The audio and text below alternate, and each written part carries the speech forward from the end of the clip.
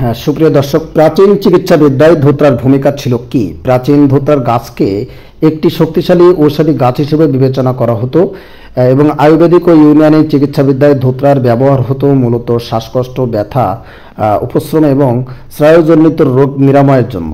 ধুতরার পাতা নির্যাস মানে ত্বক এবং বিভিন্ন সমস্যা যেমন ফোড়া বা ঘা নিরাময়ে ব্যবহার করা হতো। এছাড়া এটি সাপে কাটার প্রতিকার হিসেবে ব্যবহার হওয়ার তথ্য রয়েছে। ধুতরা গাছের শিকড় ও পাতা থেকে তৈরি তেল শ্বাসতন্ত্রের রোগের বিশেষভাবে কার্যকর বলে বিবেচিত হতো। এমনকি প্যারাসাইট এবং অন্ত্রের কৃমি দূর করার জন্য ধুতরার নির্যাস মানে রস ব্যবহার করা হতো। তবে এটি ব্যবহার করার সময় বিশেষজ্ঞদের তত্ত্বাবধানে থাকা জরুরি ছিল, কারণ এটি বেশি পরিমাণ খাওয়া পড়লে বিষক্রিয়া সৃষ্টি করে মানুষের জীবনে চলে যেত।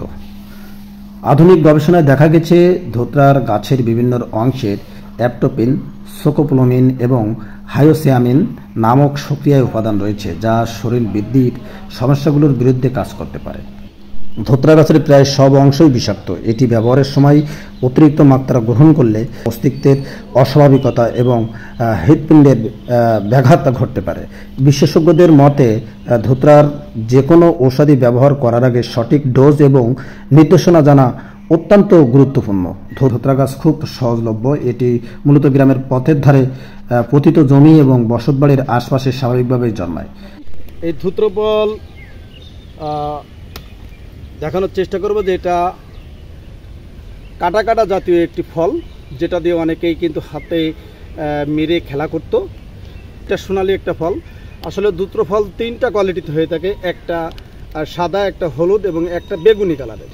এই ধুতরা ফলের আমি আপনাদের দেখানোর চেষ্টা করছি যে ধুতরা ফল পেকে যাওয়ার পরে এর যে বীজগুলা, সে বীজগুলা কেমন কোয়ালিটিতে হয়। অনেক ঔষধি শক্তি লুকিয়ে আছে এবং বিশেষ করে আমরা আরও আপনাদের দেখানোর চেষ্টা করছি যে অনেকটা ফল কিন্তু শুকিয়ে গেছে পেকে।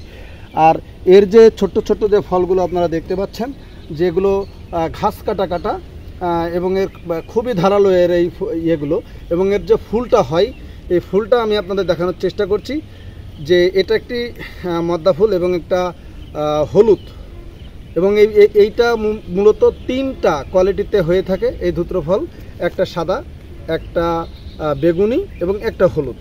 এবং ভিডিওটি ভালো লাগলে অবশ্যই শেয়ার দিয়ে পাশে থাকবেন। আরও অনেক গাছের গুণগান নিয়ে আমরা থাকব আপনাদের সাথে।